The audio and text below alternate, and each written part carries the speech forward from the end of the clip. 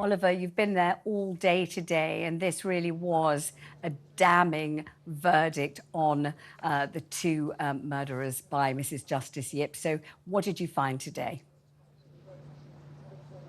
It's been a really shocking day today because the defendants again showed no remorse, which was picked up on in the impact statements that we heard from the family there. They said that throughout the trial there'd been no sense of regret or an apology that had come from the two defendants. Instead, they sought to blame each other for Brianna's death while they themselves claimed that they were innocent. It was also a window into the twisted and disturbed minds of these 15-year-olds who seemingly were inspired by these torture videos found online, which then led them to plan Brianna's murder along with the murder of 4 other children. Take a listen at this report looking back at the case and the latest developments from today.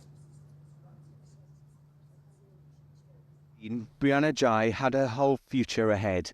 The transgender girl was popular and had 30,000 followers online. But little does she know that one of them harboured a deadly obsession. A fellow student, fixated with torture, posing as a friend, who roped in another teenager to murder Brianna in a frenzied broad daylight attack. The pair can now be identified as Scarlett Jenkinson and Eddie Ratcliffe after TalkTV urged the judge to unmask the child killers.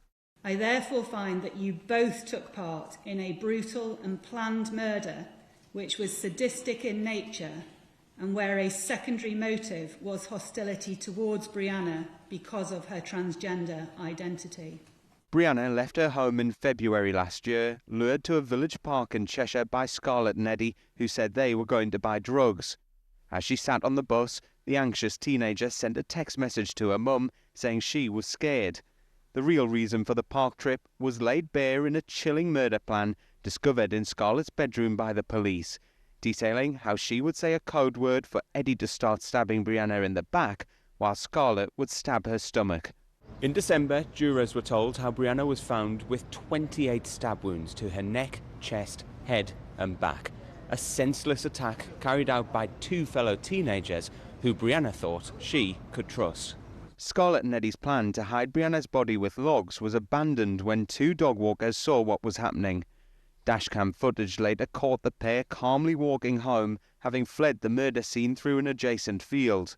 In a bid to throw the authorities off the scent, Scarlett sent a Snapchat message to Brianna the following morning saying, "Girl, is everything okay? And some teenage girl got killed in Linear Park. It's on the news everywhere. And why did you ditch us for some random man from Manchester?" This defence was later relied on when questioned by police, before Scarlett and Eddie, who both denied murder, blamed each other for killing Brianna.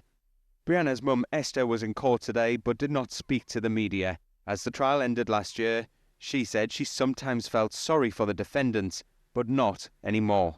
Now knowing the true nature and seeing neither display an ounce of remorse for what they have done to Brianna, I have lost all sympathy that I may have previously had for them. Ella Watkins went to school with Brianna and has fond memories of her outgoing and confident friend. She says the focus should not be on her killers. It should all be on Brianna because the 2 people that took her life, they don't need to be remembered. They shouldn't be given that fame because they don't deserve it. It should all be focused on Brianna. What do you think about those 2 people? I don't answer that, sorry.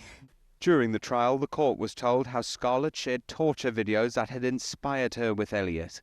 The duo also discussed killing at least 4 other children and had vile plans for what they would do to their bodies. Their targeting of a transgender teenager who they had mocked behind her back has sickened the nation, and once again has put the dangers of children being exposed to extremely violent and graphic content online firmly back into the spotlight. Oliver Whitfield-Miocic, TalkTV. There we've seen just how sadistic these children were, 15 at the time that they carried out this crime, potentially the most sadistic killers that we've had in this country as children for the past few decades. The Crown Prosecution Service, who prosecute thousands of cases every single year, have just held a press conference here saying that this was one of the most shocking cases that they have dealt with in recent times. Also here today was a trans woman who I've just been speaking to and who said that this was the right level of punishment, that it was right that it went as strong as what it did, but it shows how the trans community is targeted and how they're made to feel unsafe. And so she hopes that this will be a lesson that this does not happen again.